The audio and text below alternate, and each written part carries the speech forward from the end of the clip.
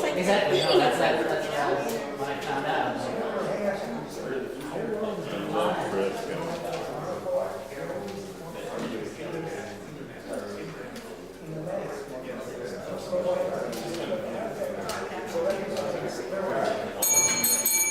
all right, if everybody can take your seats, we'll go ahead and get started. 1:30 is upon us.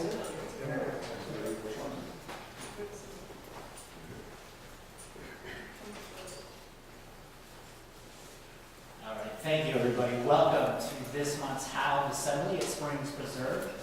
We're doing something a little different today. We're doing a debate, which is the first of its kind in our group. But it's a debate with the idea in mind to be a charitable effort for our Light and Night team, which is a team of the Las Vegas Coalition of Reason, which includes Las Vegas Atheists, the HALV group, Secular Student Alliance, and as well as the Legal Society at UNLV. We have a team participating in November, and so all funds raised today will go to that cause. Before we get started, I want to give the floor to our board member, Mel, who wants to share with us news in the AHA.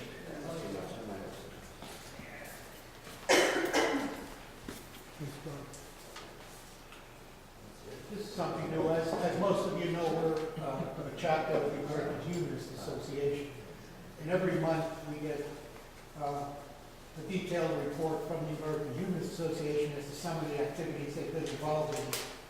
Usually we don't make it public. Most of the people get it in the mail themselves. But just to go over some of the issues that were, since the last meeting, that were accomplished by the American Humanist Association. Here's an Air Force sergeant who's a member of our group who was in line for promotion and refused to say the words, "So help me God," at the end of his oath. And he was told he can't get promoted because he would not say those words. The American Humanist Association took up this cause and contacted the American Humanist Association. We had letters back and forth with some of the higher-ups of the Air Force, threatened legal action, and thanks to the efforts of the Up-and-Down Humanist Legal Center, which is the legal arm of the American Humanist Association, the Air Force backed down, and the words, "So help me God," are not any longer a requirement for promotion in the Air Force. So that was a very big deal, and it was for one of our local members. It was here at Creech Air Force Base. Just briefly, another item that the American Humanist Association is now involved in involves the Pledge of Allegiance. The words "under God" were added in during the 1950s as a result of the communist scare. And the American Humanist Association is now fighting to get those words out of the pledge and has a campaign now to have students specifically refuse to recite those words in the pledge, either remain seated during the pledge or just not say those words.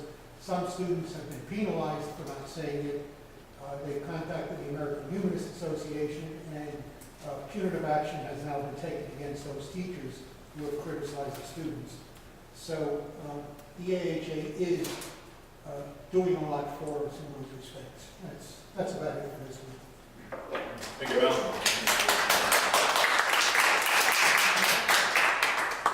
Thank you, Val. Okay, so hopefully you all have a handout that includes the rules about what's going on today. What I'll say is, to encapsulate, is basically this is an opportunity for us to have a voice and get up on our soapbox for the day. But what we're going to do is we're going to spearhead it with a main event, which features a debate between Raul and Jason, who are standing in front of us. But just remember that, again, it's your chance to voice your opinion in response to either what they discuss at the start, or if you want to bring up your own topics, and I will also include some suggested topics. But basically, so you should have a $5 token to start, which gives you 60 seconds on the mic. Lori's sitting on the side here. She will be manning the mic when we open it up to the audience. You'll get, like I said, you'll get the 60 seconds with that first chip. If you want more time on the mic, you'll need to either buy more chips, or you can do that at this time if you're prepared to give a lengthy speech. So those chips get turned in as you want to get on mic, and that's how this will work. Again, all funds go to Light the Night, which is a cancer fundraiser put on the Leukemia and Lymphoma Society.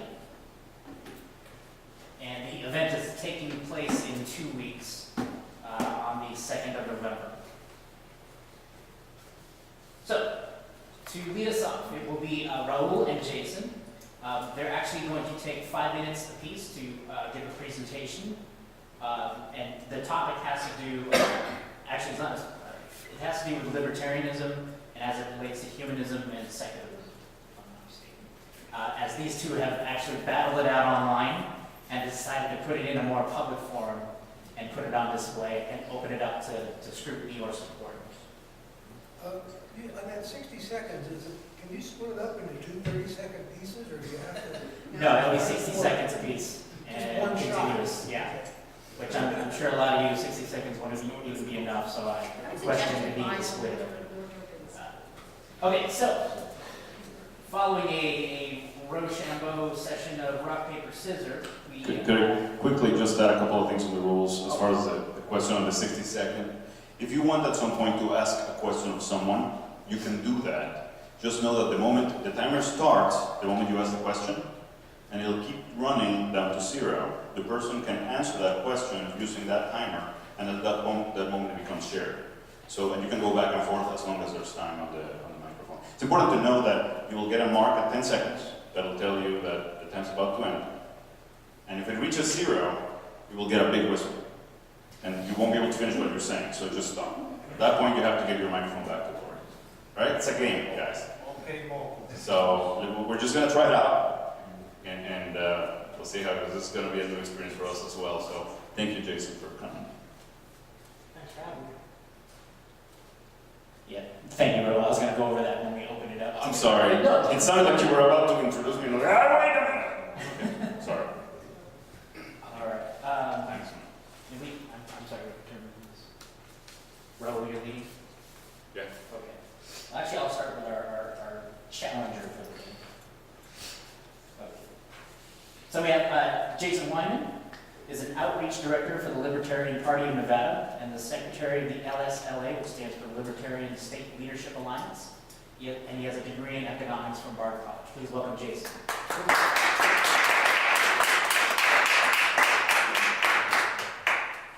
And to his left, stage right, Raul Martinez is co-president of HALV, which is Humanists and Atheists of Las Vegas. He is also a member of the board of directors of the AHA, the American Humanist Association. Locally, he serves as co-chair of the Nevada chapter of the SCA, the Secular Coalition of America, and is the local coordinator for the LV Corps, which is the Las Vegas Coalition of Reason. He has a BA in marketing from ITESM, and I'm not going to try to pronounce this because it's all in Spanish, and currently works as a technical project manager. Please welcome Raul.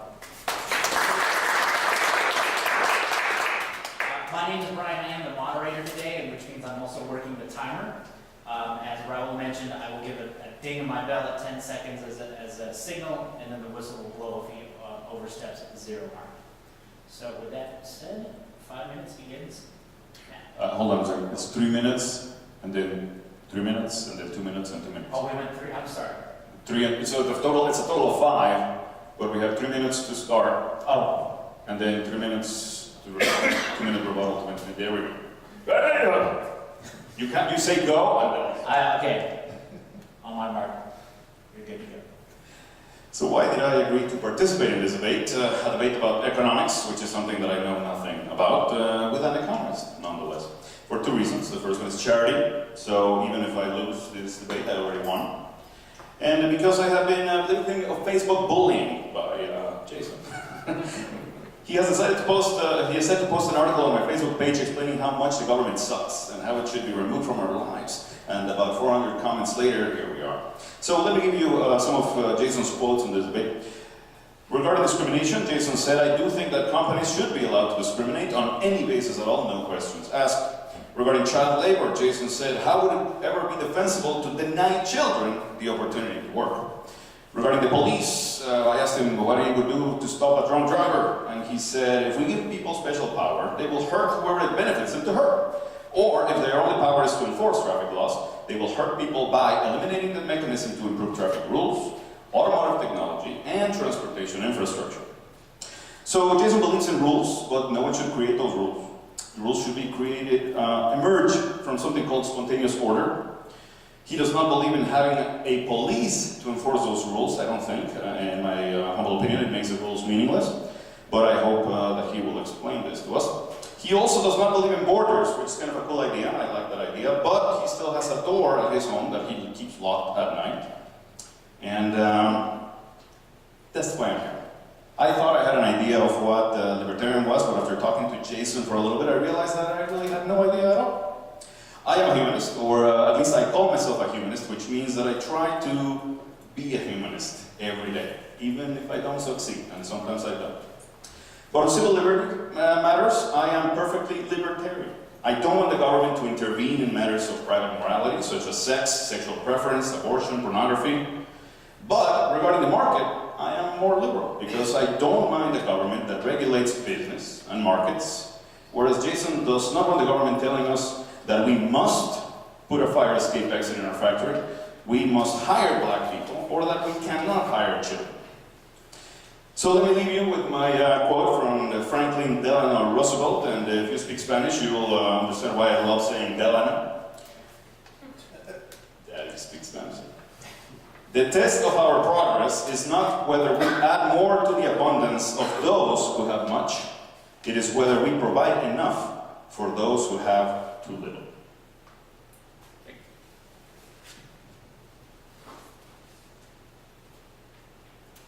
All right, so I'm just going to start by correcting a couple of misconceptions about libertarianism and also, incidentally, anarchy. I am an anarchist, but I'm here representing the Libertarian Party of Nevada. The Libertarian Party is not an anarchist party. I don't really intend to talk much about anarchy today. So I do think, at least for the foreseeable future, by which I mean the next, until the US government falls, I do think we should have laws preventing things like drunk driving and a police force to enforce those laws. I don't think it's ideal. I think anarchy would work better, but I'm not really going to. If you want to talk to me about anarchy, I'd be happy to talk about it after the debate or some other time. But basically, the idea is that human freedom provides a mechanism to best correlate life outcomes and results with the actions that individuals take. I'm an atheist. I'm also a utilitarian. And my understanding of humanism is that it's an atheistic and utilitarian philosophy. And as such, and utilitarianism, for those of you that don't know, it's simply an ethical system that's based on doing the most good for the most people, which I believe is very similar to humanism. But my issue with humanism, as I often see it, is that humanists don't really consider very much about the outcomes of the programs that they support, and support them on the basis of the intentions. Raoul, as he admitted, doesn't know very much about economics, which is fine.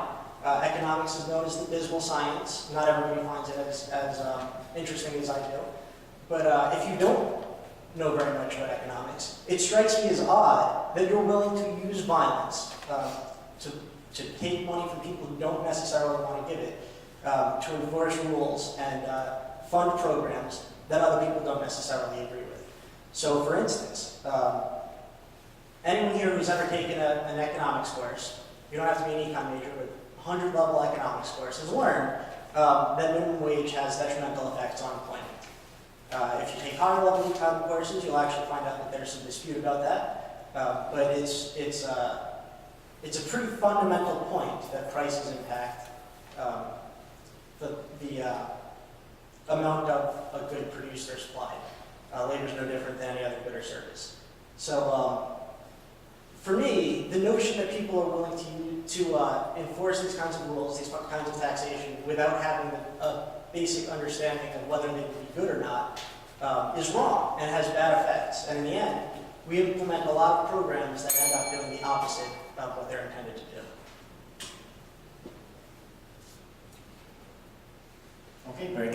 now we'll proceed into the rebuttals. 2 minutes. Great. Roll.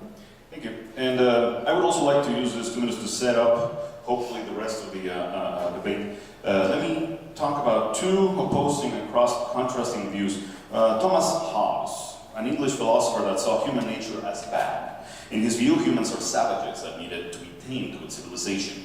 And then we have Jean-Jacques Rousseau. The Enlightenment philosophers saw humans as noble savages. They are naturally and innately good, and civilization turns humans into beasts. So, just to summarize, Hobbes, human nature is bad, civilization is good. Rousseau, human nature is good, and civilization is bad. So, which one is right? Hobbes or Rousseau? It is hard to say, but at the very least we can figure out what kind of people we are ourselves. And we do this by looking at parenting. So think about how you parented your children, how you were parented yourself. Because Hobbes' parents tend to think that a child's nature is unruly, undisciplined, selfish. Not in an evil way, but more of a benign, they don't know any better. So these parents tend to emphasize training and structure. Whereas Rousseau parents tend to think of a child's nature as innocent, as goodness. These parents de-emphasize the structure in the children's environment. So, for example, regarding painkillers, Hobbes' parents are more likely to use painkillers during delivery. Rousseau parents, no painkillers. Regarding feeding, Hobbes' parents are more likely to bottle feed, whereas Rousseau parents breastfeed. Feeding times, Hobbes' parents feed on a schedule, and Rousseau parents feed on demand. Discipline, Hobbes' parents are more likely to spank, Rousseau parents do not spank. And sleeping, Hobbes' parents are more likely to allow a child to cry in their crib until they fall asleep, whereas Rousseau parents are more likely to hold that child until it falls asleep. So it's important to recognize this because we will be talking today about the nature of humans and what makes us civilized or savages. Very good. And now Jason's rebuttal, 2 minutes. So the interesting thing about free markets and the way they coordinate human action is that human nature is not a terribly important question. If it is if it's true that humans are by nature or violent by nature or aggressive by nature, free markets provide the best mechanism to coordinate their incentives, the things that will make their lives better, with things that benefit other people. If humans are good by nature, then there's no need for the kinds of rules and regulations that governments impose. On the other hand, if people are bad by nature, there's no mechanism to ensure that the people you're putting in charge of others, the people you're putting in government, are going to be better or somehow more morally pure than ordinary people. All you're doing is taking away the mechanisms that make it possible for people to protect their own interests. Even if you do find the best people and manage to put them into power, there's no mechanism without free markets to ensure that they'll make right decisions.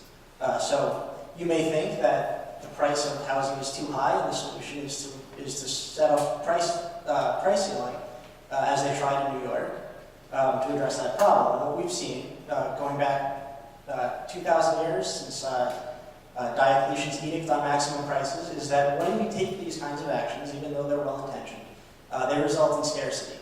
The most common cause of famine and starvation on Earth throughout history, and not the exclusive cause, but certainly the most common cause, has been price ceilings and price controls on agriculture. You've seen places with rent control, like New York and San Francisco, now have the highest rent in the country. So the idea basically is that regardless of human nature, the best solution for the most people is to allow free markets to coordinate human action. Okay. Thank you very much. Thank you.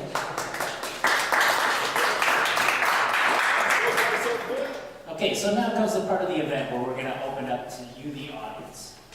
First off, what we're going to do is, these are in strains of the topic. So if you have a response to what was presented, or if you have a question to raise, just keep in mind when you ask the question, the time you've purchased is allotted to the response given. You're not allowed to say If you want to get up and change the topic, we have the $10 chips, which you can get in line and turn in your $10 chip and change the topic. But for now, we're going to discuss the main event, the presentation regarding free markets, libertarianism, and the humanist philosophy. Is this just the end? You can ask a question of anyone. It can be me, it can be anyone. Yeah, I sent you some information about the minimum wage. Did you get to read that? Yeah. And is that something you agree with? No. Okay, Well, it depends. So, what part don't you agree with? so and I'll speak to what Jason just mentioned, so we know what we're talking about. The idea that No, okay, I'll read the thing, but you have 40 seconds. that's okay. It says, this is from a humanist, and for this person to call himself a human being, I'm embarrassed. It says, we must take a stand on raising the minimum wage in the U.S. If we help to raise the minimum wage, we will raise hundreds of thousands of minimum wage workers and their families out of their forced poverty. That's what's called dishonest.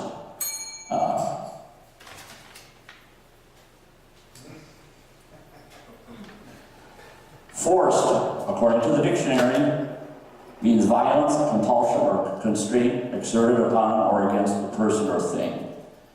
It goes on to say the objections and arguments against raising the minimum wage are presented by those in business that must keep the wages as low as possible so that it can make huge profits. Well, it's not why they keep the wages low. They keep the wages low because of competition. And all business people do not make even any profit.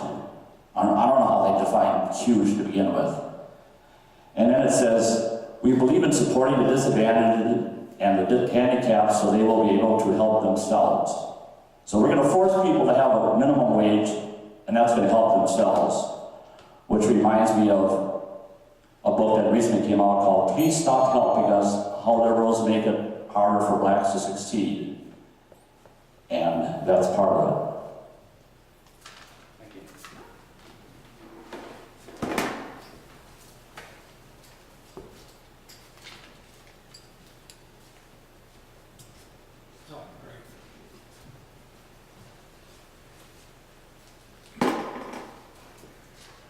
Okay, you're both wrong. I noticed you throwing words around like good and bad. In my experience, good means nothing more than what I like, and bad is what I don't like.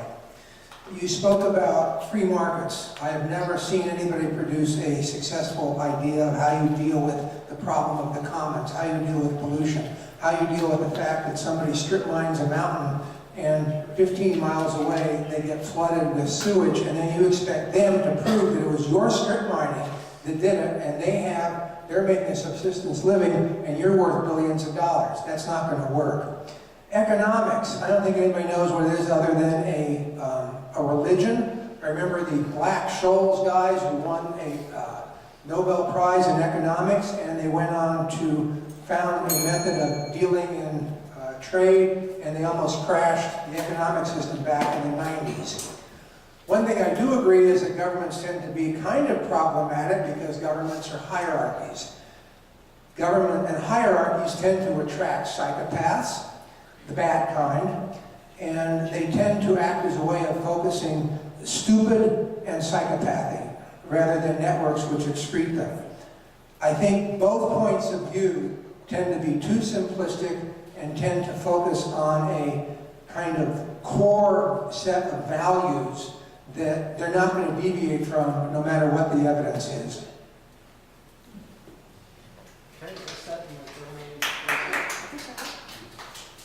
So, just to be clear, economics can't really give us answers to questions of what should be done, but it can give us answers to questions of what will happen if we act a certain way.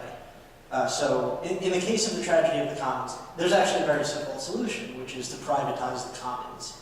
Somebody owns the mountain and somebody else owns the property downstream of the mountain. You can very easily determine whose property rights have been violated, who has done some kind of damage to somebody else, and take whatever actions are appropriate through recompensating them for the damage that they've caused and so on. In practice, what we've seen is that all the government can do is make it more complicated. So if you take the issue of strip mines doing damage to adjacent property.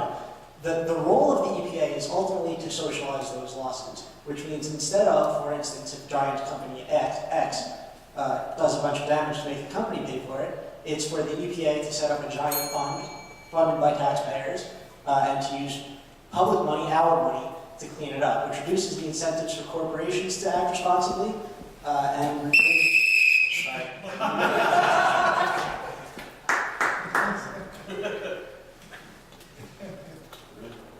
Notice he didn't say anything about democracy. What he wants is an oligarchy, ruled by the privileged few. Libertarianism is incoherent and inconsistent. There's no provision for the public good.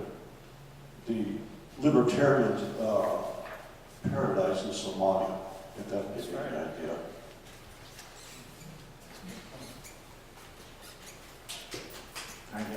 It's a pretty personal attack to say that libertarians want an oligarchy.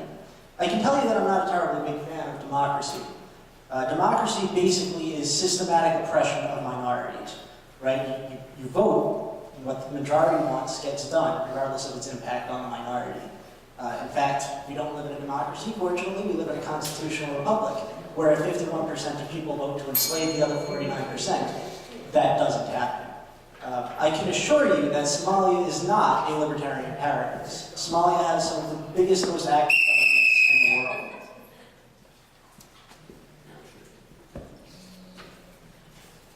Hold on a second.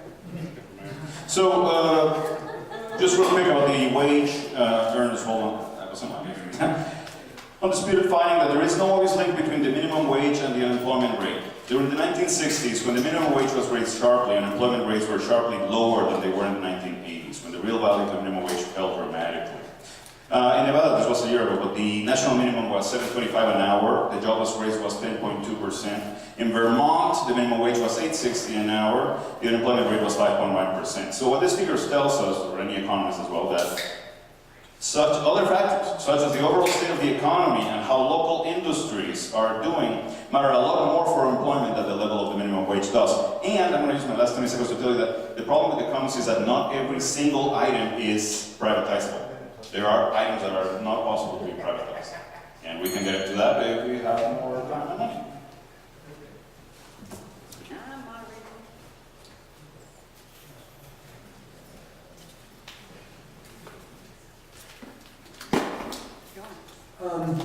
You made statements for which you haven't offered any evidence. For instance, the fact that pollution can be addressed by simply taking people to courts.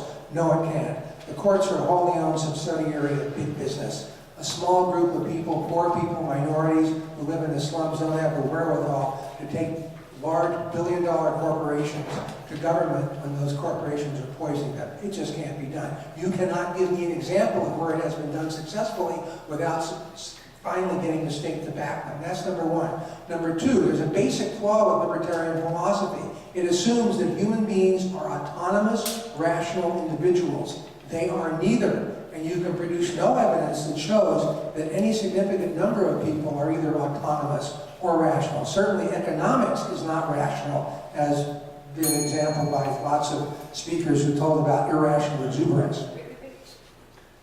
Okay, sorry, Jason, so in order to respond, either somebody has to put in for you or you'll need to submit to us. I mean, I feel like this No, question. you have to meet your You can answer the question on their own timer, or you can pay for your own time to answer. Right.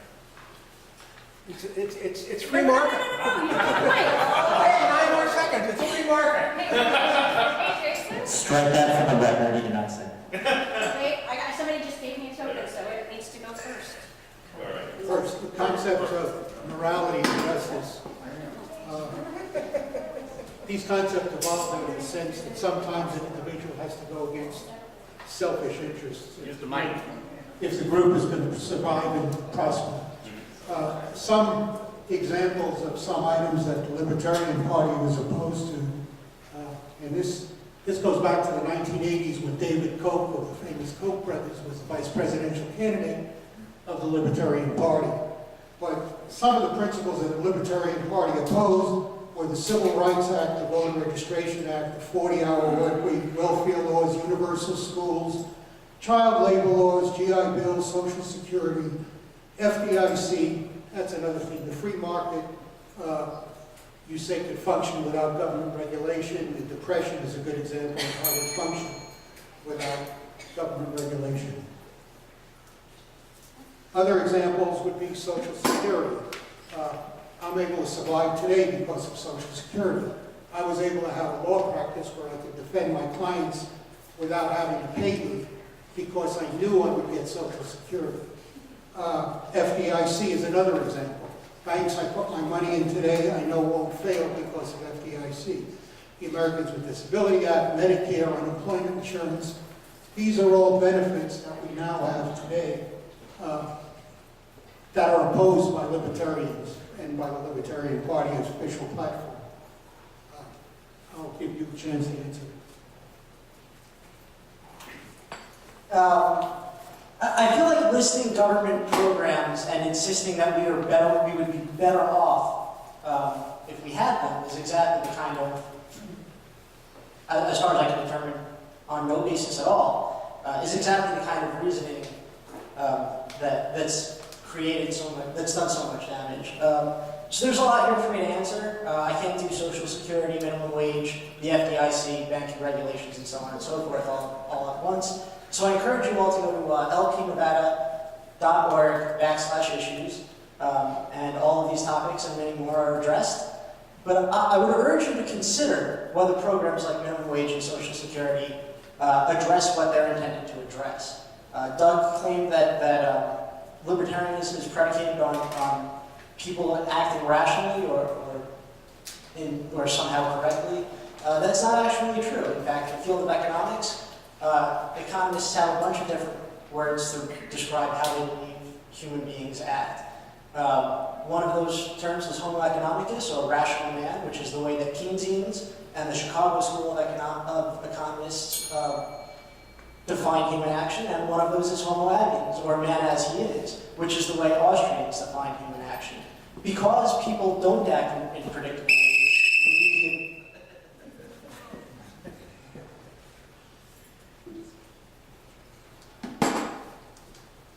Yeah, one thing that Jason said about that humanists don't look about what the consequences are. There's a book that I haven't had a chance to read, but it talks about how there isn't any government social program that has worked. And one of the latest ones is the DARE program. How many people are familiar with the DARE program to begin with? Not very many. Okay, the DARE program is a program where the government or the people seem to think that they can educate people as to how bad drugs are, and then they won't use them. And they start this in the 5th grade, 6th grade. It's a $1 billion industry. It's not all tax supported. Some of it's private, and it's still going on now completely private because they did take it out, not for that reason. But there's been over 30 studies of the DARE program, and all of them said that it doesn't work. And after all those 30s came out, it was still there. And the only reason they stopped it was the budget cut. In fact, not only did it not work, but there's some evidence that people who took the DARE program were more likely to use drugs.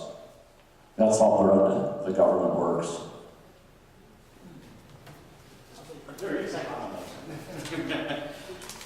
30 seconds. I wanted to talk a little bit about Friedrich Hayek. You know what? I'll give you the token and you can add another minute to my time there. German economist that was talking about, he argued in favor of a society organized around market order in which the apparatus of the state is not employed, or it's only employed to enforce the legal order constructed to support the free market. So he was one of those in agreement with letting the market rule the way that we control our lives. But even Hayek said, there is no reason why in a free society government should not assure to all protection against severe deprivation in the form of an assured minimum income or a floor below which nobody need descend.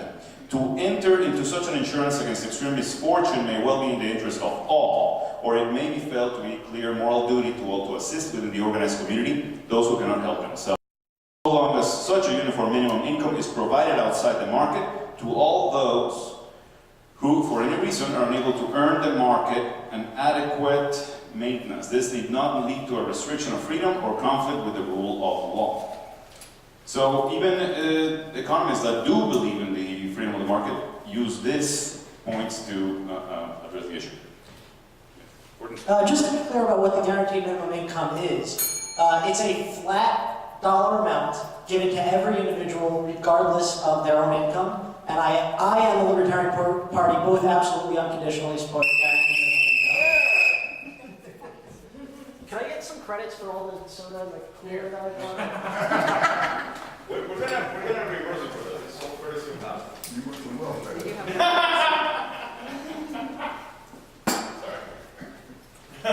I would like to suggest everybody here look up what E prime is. E prime is a way of speaking without using a form of the verb to be. So you don't get to say X is moral.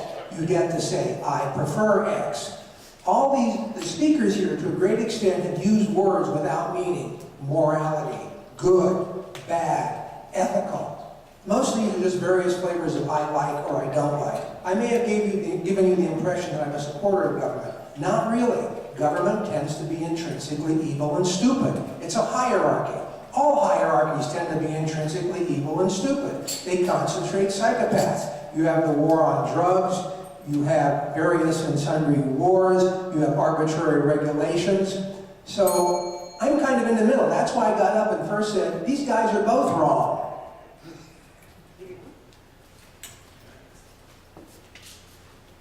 In the 1980s, Ronald Reagan introduced a new economic system, trickle-down, or supply-side economics. We've been suffering with this for the past 30-some years. And for the past 30 years, the libertarians and conservatives have done everything they can to destroy the New Deal. FDR believed in demand economics. What creates jobs is when people demand goods and services, that creates the jobs. Not when you give money to the wealthy, most wealthy, to help people. It's called trickle down, and all it means is that trickle down creates a nation of peons. So I have 4 tokens here. Thank you very much to those of you who contributed them.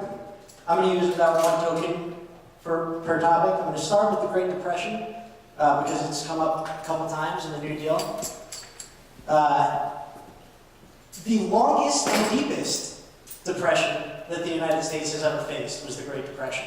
It's the only time in the 20th century you saw people literally starving to death in the United States. It's no coincidence that the Great Depression coincided with the largest increase in the size of government in American history. The Great Depression was caused by a failure of government, which was a dramatic reduction in the size of the money supply, which caused the run on the banks, and of course the government reaction to the run on the banks, which was to crowd out private sector spending by dramatically increasing public sector spending. That is the creation of any number of programs that the Tennessee Water Authority, the CCC, any number of the alphabet soup organizations, many of which persist to this day. Construction of the Hoover Dam, which had been planned in the private sector as early as the 1920s, but which the government took over and did extremely inefficiently and poorly, which probably would have happened anyway.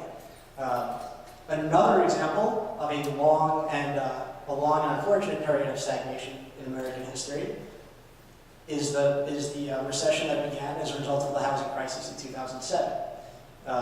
The housing crisis, again, like most financial panics, was caused by government intervention in the economy. In particular, banking regulations designed to stimulate home housing prices created a bubble. People thought they were getting wealthy because the price of their real estate was increasing on paper, but resources were going to housing construction instead of the things that people wanted and needed. So people thought they were getting rich, and when they tried to trade that paper money for the things that they wanted and needed, those things had not actually been produced, which caused the collapse in the value of housing. In response, the Bush administration, which was not by any stretch of the imagination a libertarian administration, passed the Bush-Paulson mortgage bailout, passed TARP, passed ARA, passed dramatic increases in government spending, which resulted in a transfer of wealth in the first place from the poor to the rich, and in a transfer of wealth from people who did not own homes to people who did own homes. And the result was that instead of producing the things that people want and need and correcting the problem that had been created in the preceding decades, the government did more of the same. So what we've seen since the Bush policy bailouts and since Obama has not reversed those policies and has in fact compounded the problem by further increasing the size and scope of government, is a consumption gap, the longest and most persistent consumption gap that this country has ever seen. We have the lowest workforce participation rate that we've seen since 1978, when women started entering the workforce in large numbers. We see unemployment nationally around 6%, here in Nevada around 7.2%, which is about 1.5 times the average from the preceding 30 years. And I also want to address really quickly the notion that libertarians support so-called trickle-down economics. First of all, the term trickle-down economics is not a real term. Nobody supports it. It is a dysphonism. It's a term to make something real sound bad, but it's not even something that conservatives like Ronald Reagan would advocate. But Ronald Reagan's policies, very similar to George Bush policies and very similar to Barack Obama policies.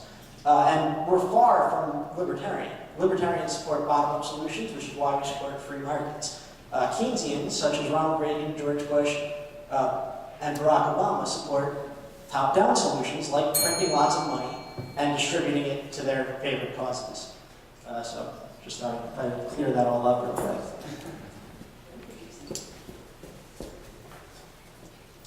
Okay, a lot of things to cover, so I'll probably use it on my chance as well.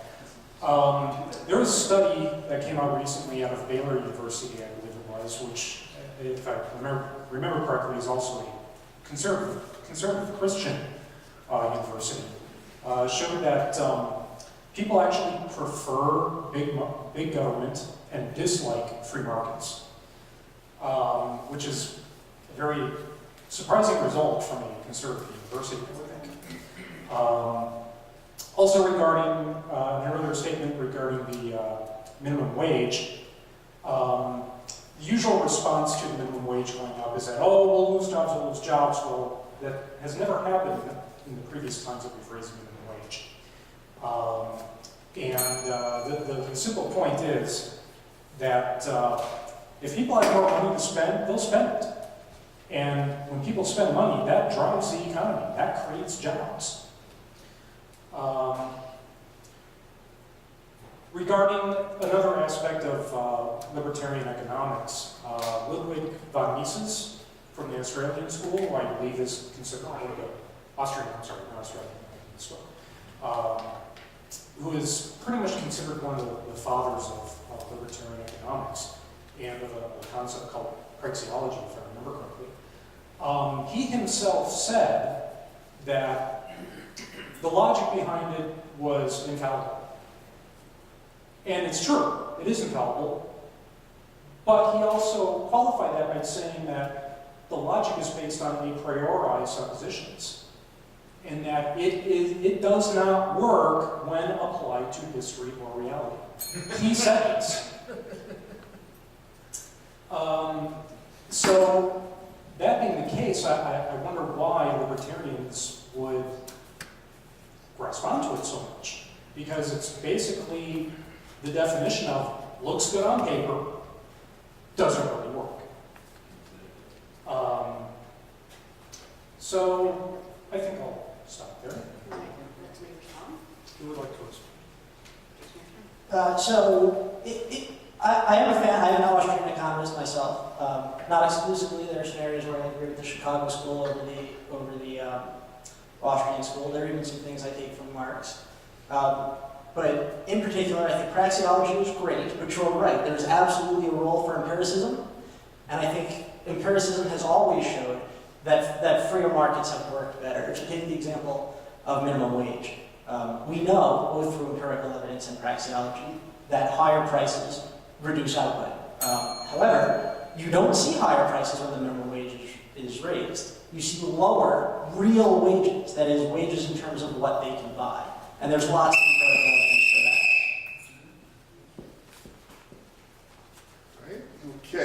I have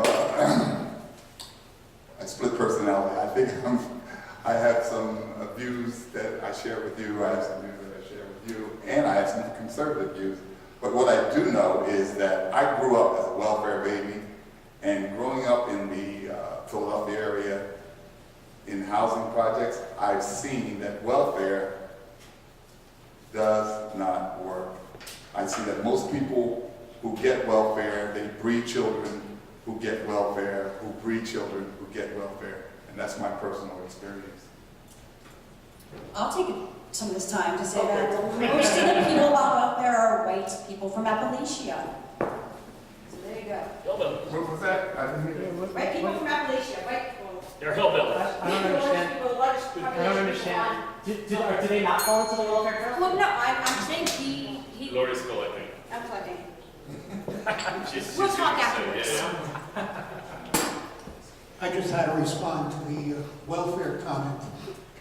My parents were on welfare also, and I was brought up in a family on welfare, and they tried their best to get off welfare. And I had just the exact opposite experience. If it wasn't for welfare, we would have starved. And my family was sincere in trying to get off it, and they ultimately got off it. But the experience you described was nothing, nothing like the one There I... were several, including myself, who did what I say for the large part. Right, so as far as welfare, I'm an advocate of welfare, even though I've never been on it once I reached adult age, okay? How do you know you would have starved if you hadn't been on welfare? If you hadn't been on welfare, 50% of this country's national product would go from the government sector to the private sector, where it can develop the things that people want and need. I'll admit that I understand the idea behind libertarianism or letting the free market solve issues. It's a very simple, impersonal, doesn't require morals one way or another. It's just, supply and demand. I like the purity of it.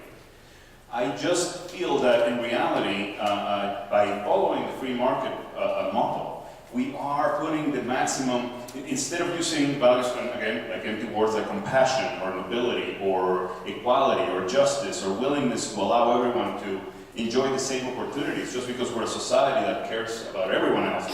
Instead of doing that, we're putting all our values on the profit model. And I think that arbitrarily, so it doesn't necessarily mean that it's going to be a better model. Because we've seen, again, the human nature, whether you believe that we are all good humans and then we get corrupted, or we're all corrupt humans that need civilization to make ourselves better. Either one of them, if you have a government, well, you may think that the government's going to be corrupt regardless. If you have a free market, then the same principle applies. There's nothing to tell us that the profit incentive and the large corporations that grow because they're able to do so in a market, that won't take that power and abuse it in a way that they will then definitely limit society to an existence of servitude or pollute the environment indiscriminately because there's no one to tell them that they cannot do that. Damage the oceans and the air because there's really a huge incentive for the quick profit and the quick buck that blinds us to the next generation. We don't really have to care about that because the profit is what makes it the most important thing. You can listen. So again, I'm a free marketeer, I'm a libertarian because of my ethical value. I'm a utilitarian. And I think that what's best for the most people is the right thing to do. And I think the great thing about markets, even though they're impersonal, is that they coordinate human action with what those best things are.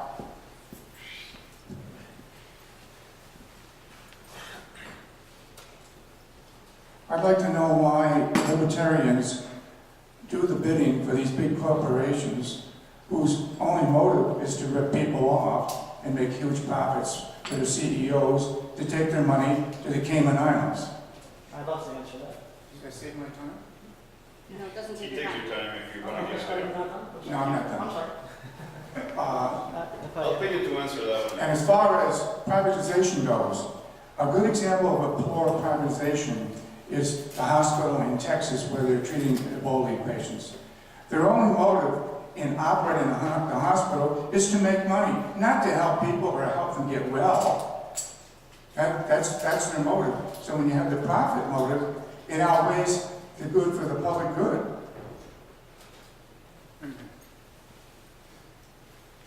I'll pay. Thank you.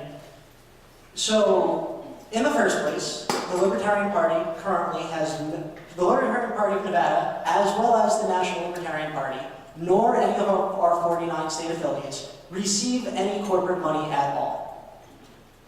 True fact, I'm sad to say it, I spent many, many hours trying to find corporate sponsors, but we can't, and I'll tell you why. It's because the Libertarian Party is the only party, Democrats, Republicans, Green Party, Independent American Party, that does not favor special privileges for corporations. Tesla handed out tens of thousands of dollars to several politicians to get special treatment that they would never have given to the Libertarian Party because we don't support picking winners and losers. We think that's the role of the market. As for healthcare, I would much rather be treated by somebody whose profit incentive is aligned with my health outcomes that I can choose than somebody who's getting paid by the government, regardless of whether I get better or not. Seriously? Yeah, what I don't understand is the humanists, some people call it hate, whatever you call it, about business, so much against business. The world would be pretty bad without business. I mean, Edison didn't invite the light bulb because he wanted to help people read better. He did it to make money, okay?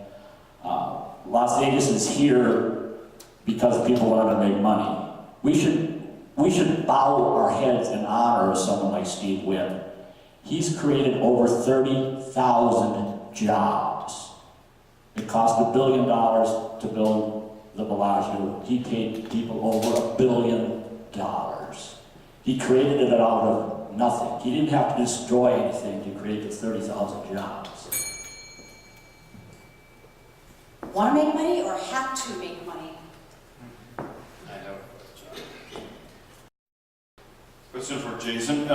If the free market is the rule, and we need some sort of rule to protect the free market from abuse, and we need some sort of force to enforce those rules in case someone violates the rules of the market, how do you prevent that force from becoming corrupt? Well, this is the same problem in theory that the U.S. government, that supporters of the U.S. government face, right? So, in my opinion, based on the structure that the U.S. government has, and again, I may be an anarchist, but I'm working within the system. I work for the third largest political party in the country, the fastest growing political party in the country, and I have some degree of faith that I can potentially have recourse within the system. But the closer we've come to a free market, the faster we've seen economic growth, and the faster we've seen an increase in standards of living. That goes to innovation and also the things that are produced. So, yeah, I think that constitutional republicanism can, in fact, provide some degree of protection. So, and it's just that I'm stuck on that one, because if we do accept that we need some sort of force to protect the free market, which may be the best way to increase the value and the profit that we have, and the best way to get us out of this terrible, life that we live in.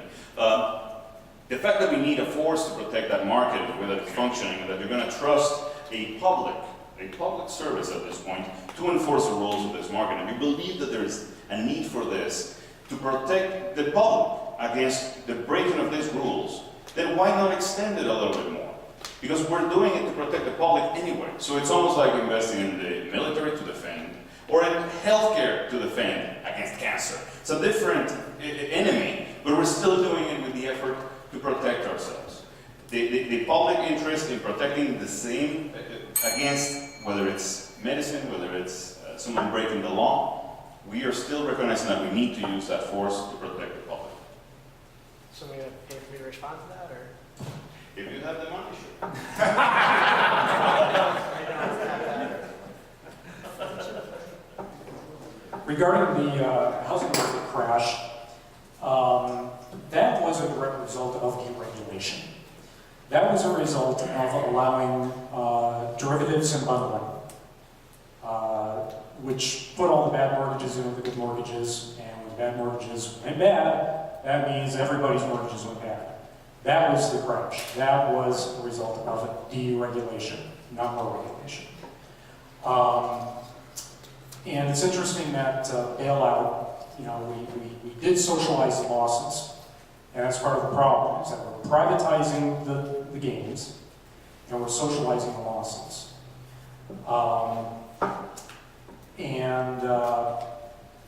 As far as the healthcare system goes, our country used to be at the top of healthcare. We had the best healthcare in the nation when it was by law, not for profit. Since it was changed to be for profit, now we don't do cures, we do treatments.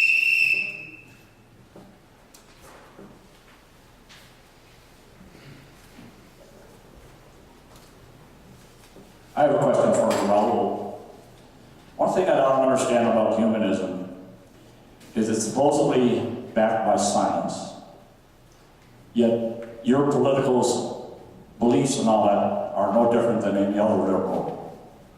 And if yours is based on science, according to my logic anyway, either all liberals' ideas are based on science or yours aren't. Do you understand the question? Because Lori doesn't seem to understand it. Excuse me?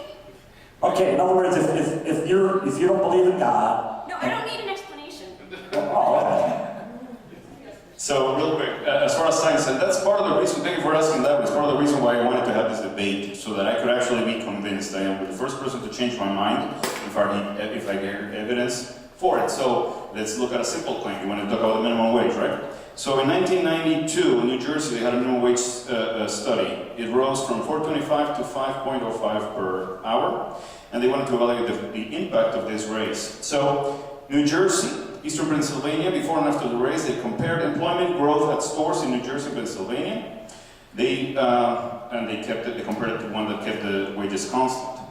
So in New Jersey, they were essentially playing with high wages, 5, to the changes at lower wage store. They found no indication that the rise in the minimum wage reduced employment. That's science right there. It's stats. It's showing you a result of a study in which they compare the theory that by increasing wages, you are going to somehow increase employment. That is the only thing that I look as a humanist. This is science to me. Someone did a study, they compared, if we raise wages, do we see employment decline? They did not. That is what the humanist science is doing. Can say. Well, there's two things. First of all, correlation doesn't mean causation. And what my question was, even if what you said was 100% right, I'm not going to argue that part.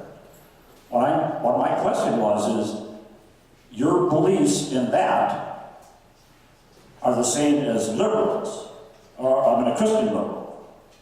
That and No, because I can change my mind. well, yeah, so can they. Some of us used to be Christians. Well, what I'm saying is that liberals, the liberal philosophy and humanist philosophy when it comes to government is the same. And if yours is backed by science, then it must mean that theirs is backed by science.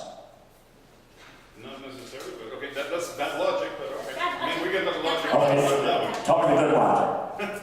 No, go ahead. So the empirical evidence on minimum wage is kind of interesting. The study that Roland is referencing is Reinhardt and Rogoff. It's the only study that's ever failed to find a correlation between higher minimum wage and lower employment, except for studies of the same exact instance of raising the minimum wage, in which have in fact replicated the results. However, it's critical that we recognize the difference between nominal wages and real wages. So it's very possible to increase people's nominal wages without seeing an increase in their purchasing power. The intention, I hope, of minimum wage laws is to increase the purchasing power of people whose wages, in theory, should go up. That's never been what's happened. Other than an increase in the gap between employment for blacks and whites, for old and young, for men and women, and for the rich and the poor. Other than an increase in that gap, the only empirical effect that we've seen from an increase in the minimum wage is lower real wages. And if you'll check out a map, widely available on the internet, of effective minimum wage laws across the United States, you'll see that some states with the highest minimum wage real minimum wages actually have the national minimum, which is $7.25 per hour, including including Nevada, which has an effective real wage of, I believe it was $8.48 an hour, adjusted for the cost of living. If you take the state with the highest minimum wage, you've got Oregon, which has an effective minimum wage of $9.03, or a real minimum wage of $10.10. And in Oregon, you have in fact seen a decrease in not overall employment, but a decrease in the rate of job gains that you were seeing before. Oregon went from having one of the strongest job growth economies in the United States to being below the national average on employment. So if you take states with the national minimum, like New Hampshire, which has no state sales tax, no state income tax, which could basically be considered a 15% raise relative to states like Oregon, you'll see better results in things like employment and real wages.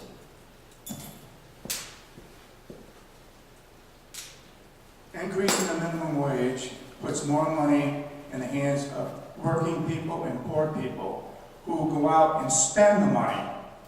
Unlike when you put the money in the pockets of billionaires, they put their money in the Cayman Islands, which does absolutely nothing to help the economy in the United States of America.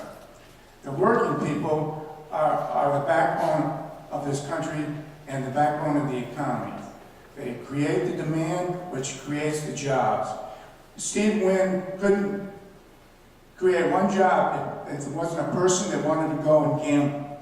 The gamblers are the ones who created the jobs. Steve Wynn supplied the means of it by supplying the capital and the opportunity for people to spend their money and create the jobs.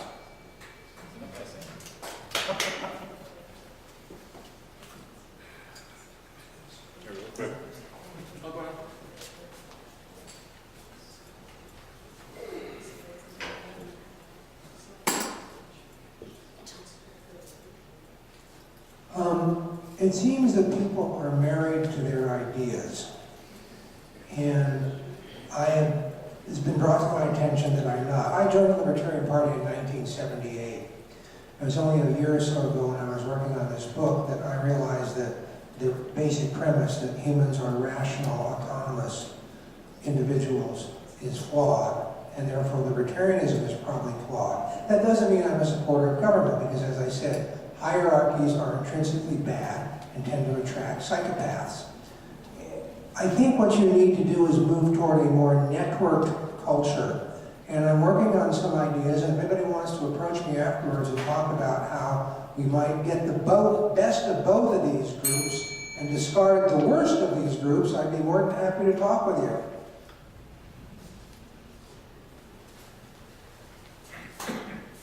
Question, Raul. The reason government can't work is because it works on force.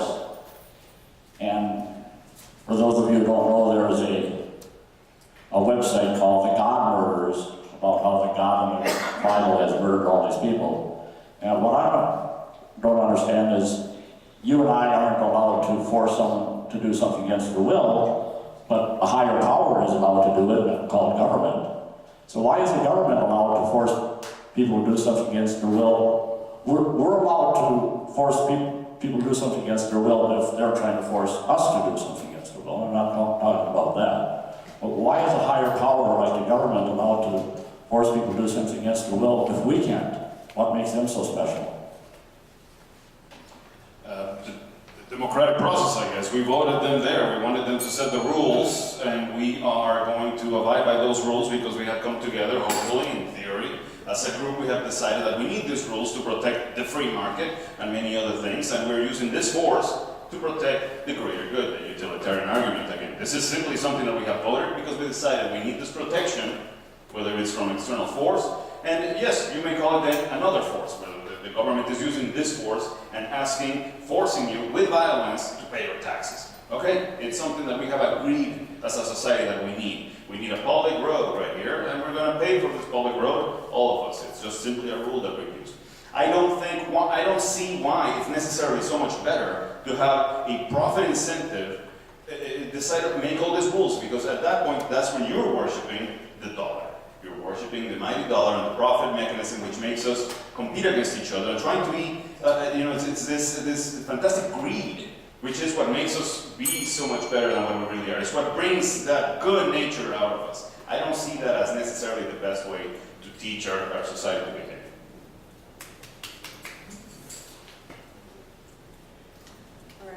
The one thing I see with the problem with your free market is how do you stop free market from becoming this runaway dream that we have right now of monopolization? We all work for McWalter World. Either we're going to go buy burgers or we're going to go to Walmart, and they use the same industries to make your, branded clothing as they do for your plastic shit. So how do you stop it from making some rules because we are not going to buy? We're all, competition-based organisms. And Karl Marx put it best, 100 hungry dogs, one bone. So we're still in the same economy. No one wants to read it for what it is. We're not going to live in utopia. How do you stop it? By making a couple rules. So I wish I had some more time to address this, but I'm going to try to take the rules question along with that, which is that government has the same exact incentive. Thank you so much. Government workers and private sector workers have exactly the same incentives. It makes no sense to claim that libertarians worship the dollar. The people who build public roads work for dollars.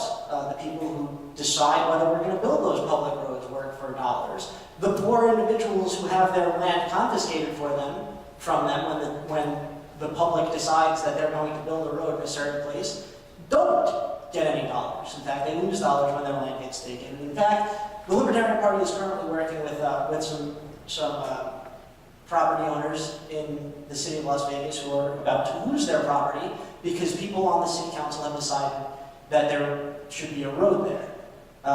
And what's going to stop the city council from building this road? Donations from the people who own that property. And I say donations, but what I mean is graft.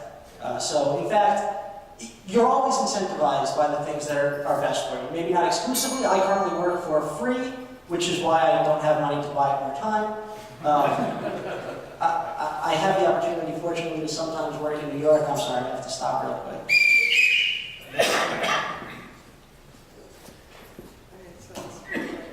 Okay, well, that's cool. You work for free and I'm currently homeless, so it works out. You can't think, I suppose, and be, outright because people don't like you. But talking about the free market and everything, so you put the rules and then you have eminent domain, and they're like, your domain is mine because I said I'm going to build a road. You take these people land, their homestead and everything. So where does your partition between anarchism and liberatism, come in? Because the second amendment rule that we have is actually build a militia and do a coup, but with arms. And people don't understand that they're like the right to bear arms. No, it's the right to go against your government, fully forced and armed. So where do you partition those? So you're right about the Second Amendment. The question of protection of property rights is a difficult one. Thank you.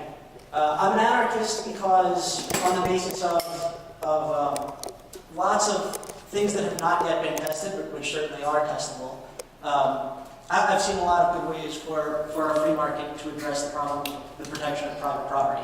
However, that's a purely academic question. Realistically, the U.S. government is too big, too popular, and too powerful to overthrow anytime soon. So the best way that I think we can ensure that these kinds of violations don't take place is through a system in which the rules are very, very simple. In particular, the most important rule is the protection of private property, including your own life. I presume that I own myself. I don't believe that the government has any legitimate claim on myself or my property, and therefore I think if I want to do drugs and drink heavily and gamble, I should be allowed to do that. Right? But if the government would limit itself to the belief that I own myself and that the things that I own belong to me, we wouldn't have any of these problems. So those are the rules that I think should be in place. I think it's awesome that you're speaking on charity.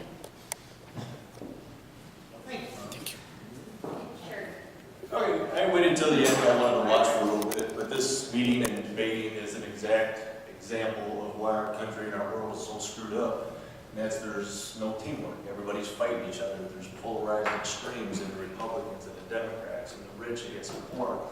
And the middle class and the emotional people are getting ignored and not so I've been getting involved with political activism and started an organization called the Balance the World Foundation, which is basically looking for compromises on almost every issue you can think of. Now, some, obviously, there's not a compromise. You got to go to an extreme sometimes, but for the most part, I always look for a compromise. I always look for a way to get to start working together, especially when it comes to government, and establish our goals in the world, which is to find a balance with our planet. So that's what my organization is about. I got flyers up front, cards if you want them, and my meeting starts right here at Springs Preserve, November 30th at 3 o'clock. Thank you. Thank you.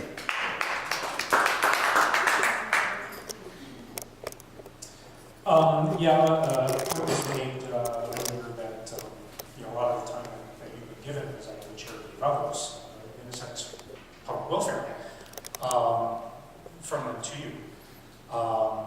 To finish the point I was making earlier regarding the healthcare system, we've basically gone from being the world leader in healthcare to the bottom of the barrel, and yet we spend twice as much on it. Going on to free markets again, there is, at least a perception I have from the right, and I consider libertarianism to be a right-wing economic philosophy, is union busting. But in a free market, shouldn't the unions, because labor is part of the means of production, should they not be allowed to create these production corporations? That's what they provide.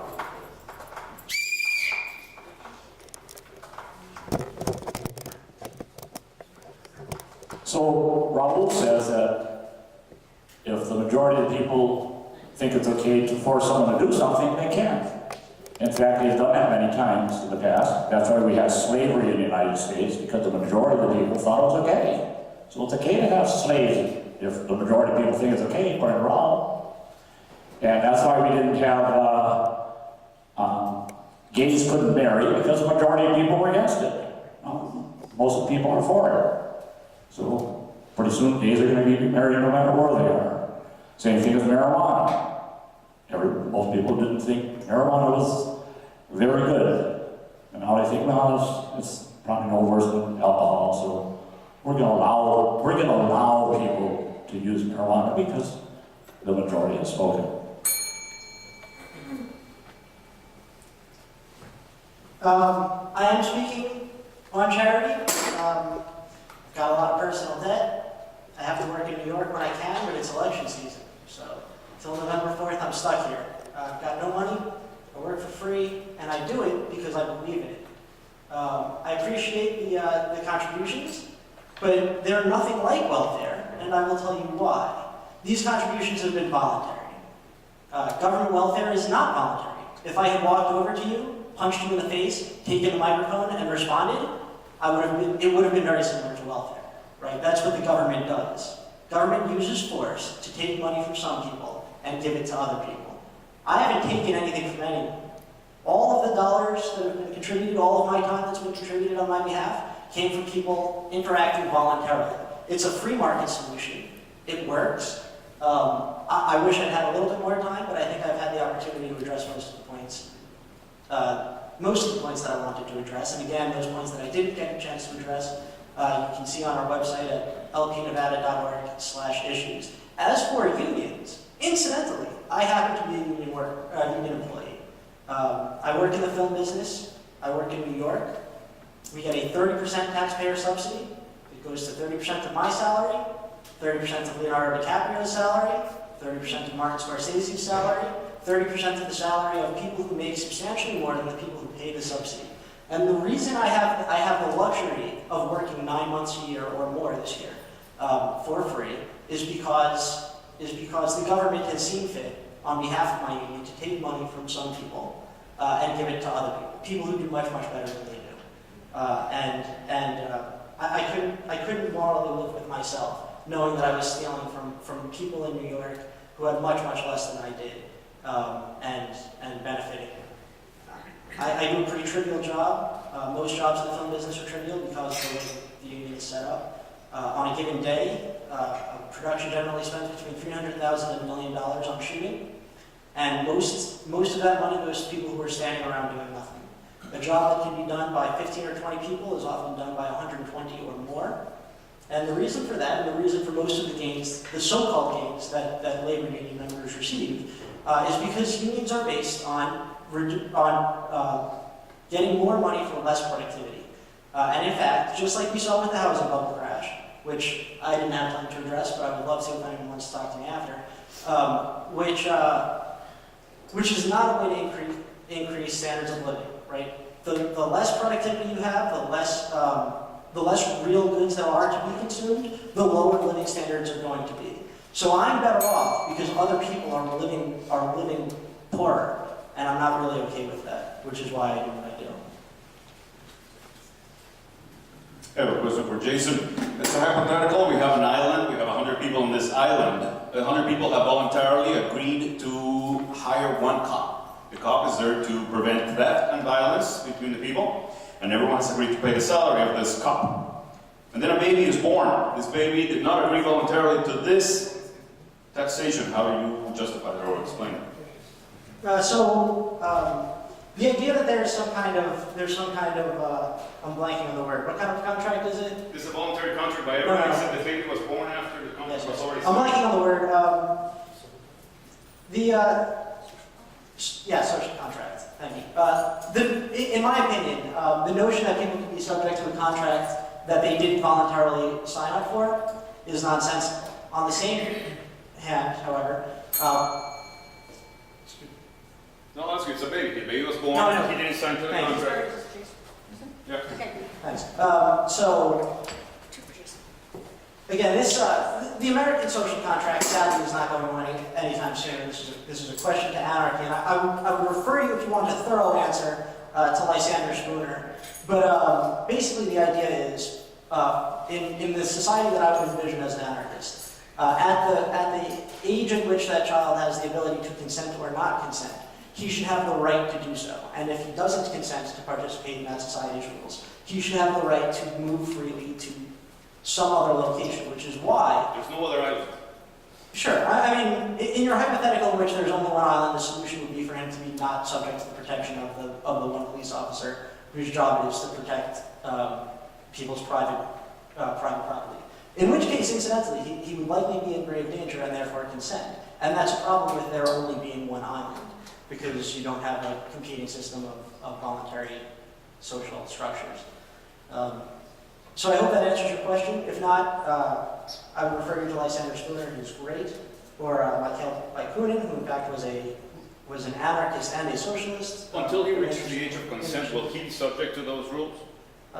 Yes. So he can get arrested, he can be taxed? Well, I mean, before he reaches the age of consent, it's unlikely that he would have very much to tax him on, but sure. Okay. Let's check. So we can be socialized into those rules. Until you're 18. Right. At which point you can leave, but you can't Okay, leave, fine. and we will not cover you. So would it be feasible, because that's when the logic breaks. Like, I don't see someone like, okay, you're going to protect this house, but not that house.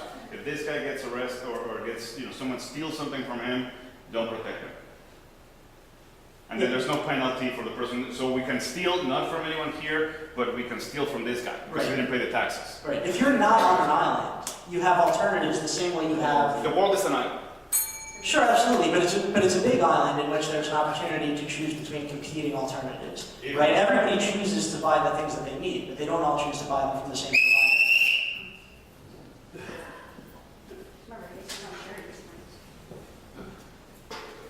I'm kind of glad you brought up the issue of production, and I definitely disagree with your statement that the idea behind unions is to do as little for more money. And in a fairly recent Facebook conversation that we had a while back, I actually showed you data about how production has tripled over the past 30 years, and yet wages remain flat, and you didn't ever respond to that. And all of that was to show how the Reaganomics have completely failed the middle class, because otherwise wages would have gone up at the same rate as production as it did for the 200 years prior. So I don't remember that particular Facebook post, but I do think it's strange that people claim that wages have not gone up in the past 30 years. They certainly haven't gone up as quickly as they should have, and they certainly haven't gone to where they should have gone. And the reason for that, again, is government intervention. However, as we've seen production increase, we've seen standards of living increase dramatically. I don't know how many of you here are old enough to remember the 1980s, but if you think your standard of living was as high in 1980, or 1984, as it is now, raise your hand. Anyone? No. Since 1984, I'm sorry, sir, your experience has been far outside the mainstream. Since 1984, we've seen dramatic improvements in almost all areas, including in healthcare. We were closer to the top in the world in 1984, but I don't think anybody thinks they had better healthcare alternatives. And all of those gains, and gains in things like luxury time, gains in things like technology, gains in even real wages, which is All right, so at this time, I want to take a second and realize we're 10 minutes to 3. We're going to stop the event as far as this, the open mic at 3 o'clock. I invite you to stick around. We have sandwiches for you all, and definitely invite you to continue discussions in smaller groups casually.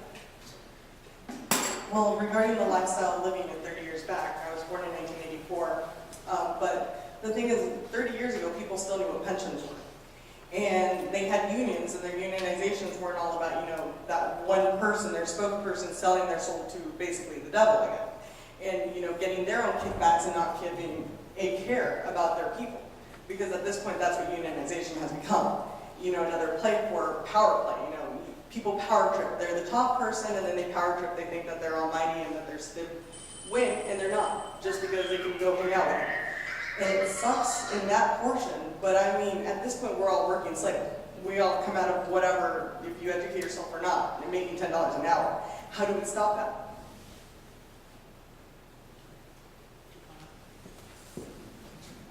I mean, I'm not sure I'm going to be able to address that in 10 seconds, but yeah, the idea, I don't think the nature of unionization has changed. I can assure you that it's based on doing less. It's a game, guys. As far as unions are concerned, I only have one experience. I've only worked for a union once. I drove cab for a while. It was unionized. From what I understand, Nevada is the only state in the union where someone cannot own their own cab. And the union is against people owning their own cab. They say they wouldn't make as much money, which is mathematically impossible. I can't believe someone would be self-employed and make less money than if they worked for someone else. And the other thing is that the reason they don't want that is because then they wouldn't be union members anymore, because they wouldn't need a union. And they also promote themselves, because of the union, they're promoted because of their seniority. No business would do that. No one would get someone promoted because of seniority. In answer to your statement about are working people better off today than they were in 1980, the answer is absolutely not. Ever since Reaganomics went into effect, wages have remained flat. All the wealth and income has gone to the wealthiest individuals in this country, the billionaires and the millionaires. It has not gone to the working people. And one of the main reasons is the union's representative has gone down. Union people represented in 1980 about 33% of the population, of the working people. Now it's down to around 6 or 7%. That's why the wages are going down.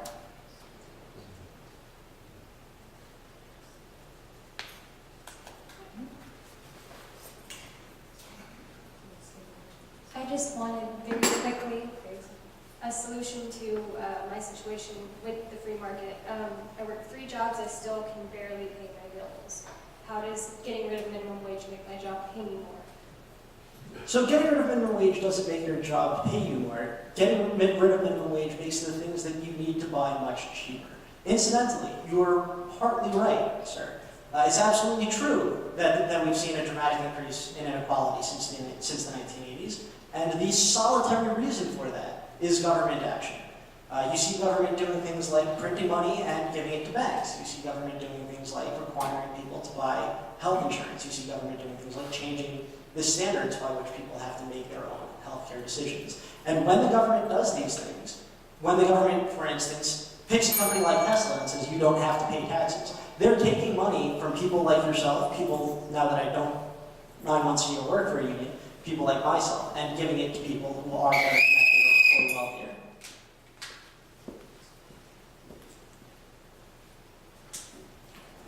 It's a good opportunity to bring up the issue of inequality and the problems that it has. Absolutely, I agree though, maybe there is something to be said about government intervention in that case. I do see it as being corrupt, and I do see it as being corrupt by the corporations.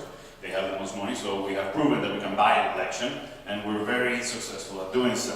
Which brings us to other issues that I'm sure we'll discuss when we have lunch, like the Citizens United decision and how this has affected. It's an interesting situation of freedom of speech versus the total corruption of our political environment. Now, the inequality problem comes with necessarily the government not taxing everyone at the same rate, and this is a huge problem that is not necessarily taxes in themselves, but the difference in the tax rate, and that's why we have seen the wages that have stagnated, and the earnings that laborers had in the 60s and the 70s is nothing to compare to the earning power that they have today.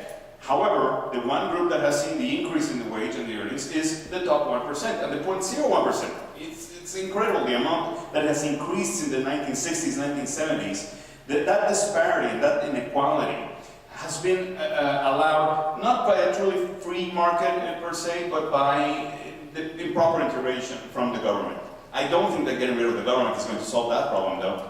And I don't think that profit as the goal is going to help either, because more profit is going to exacerbate a problem like that. The oligarchy, the monopoly, and the issue with this distribution, and that's why the corporation is not the job creator.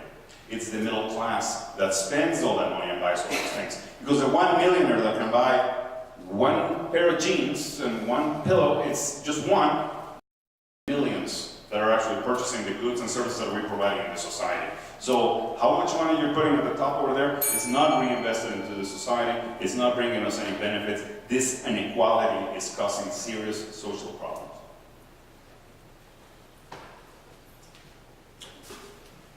All right. I forgot what I was going to say. Here's I remember the topic earlier that you might have brought up.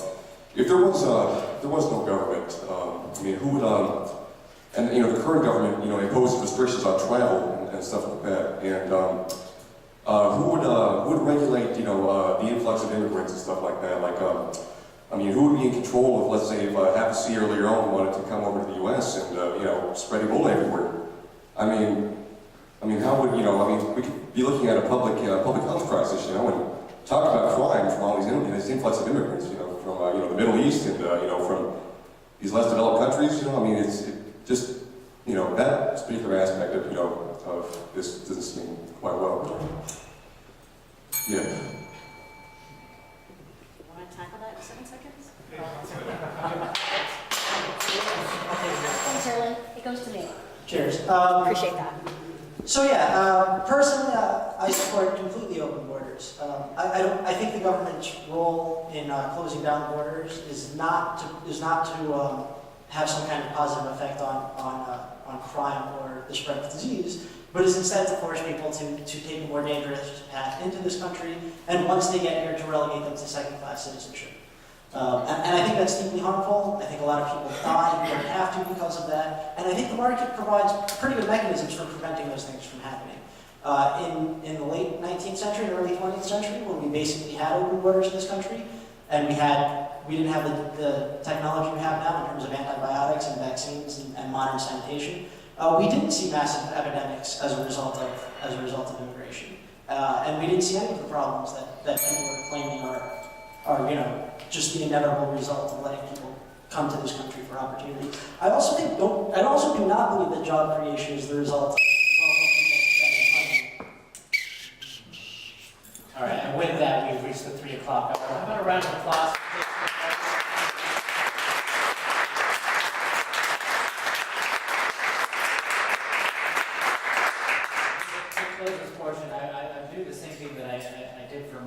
monthly roundtable, is that it's really a fortunate thing that we have the chance to gather here and discuss these things. And what I'm most proud of is one, fists didn't fly, as much as they probably wanted to. He did threaten to come up and punch me. It's true, but it was hypothetical. It was a hypothetical. But I think we definitely all can agree that we appreciate this opportunity to do this, and that we agree things could be done better, and we can somehow work our way towards that, even if it is getting together and talking. I know I've gained a lot of clarification, particularly about libertarianism, and as well as humanism. So thank you for joining us. We're going to do lunch now, and invite you to stay and hang out and mingle. So thank you.